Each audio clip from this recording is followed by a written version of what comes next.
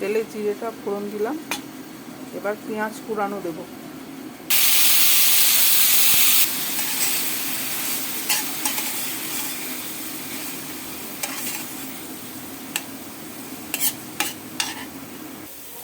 নুন দিয়ে দিচ্ছি, নুন দিয়ে ভালো করে ভেজে নিচ্ছি। ভাজা হয়ে গেছে, এবার আদা রসুন বাটা দেব।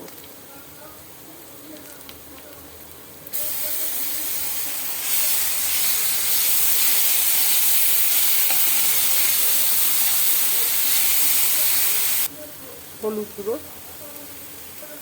লঙ্কার গুঁড়ো, ধনে গুঁড়ো, কাশ্মীরি লঙ্কার গুঁড়ো, একটু জল দিয়ে কষিয়ে নিচ্ছি।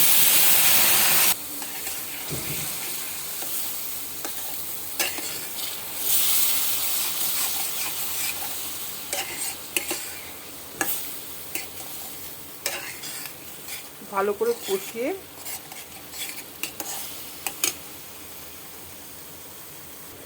আমি এখানে একসাথে সয়াবিন আর টমেটো সেদ্ধ করে রেখেছি।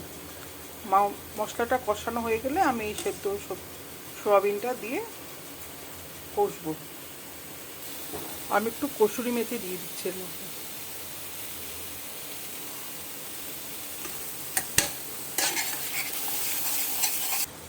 মশলাটা কষানো হয়ে গেছে, এবার সয়াবিন সেদ্ধটা আমি দিয়ে দিচ্ছি।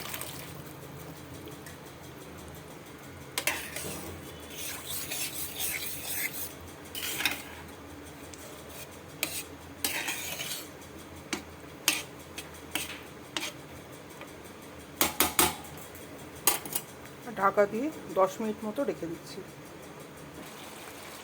আমার এটা হয়ে গেছে, জলটাও শুকিয়ে গেছে। গরম মশলা গুঁড়ো ছড়িয়ে নামাবো এবার। সয়াবিনের তরকারিটা না রুটি দিয়ে ভাত দিয়ে খেতে খুব ভালো লাগে, আপনারা করবেন। কোনো ঝামেলা নেই করতে, খুব তাড়াতাড়ি হয়েও যায়, খুব টেস্টিও হয়।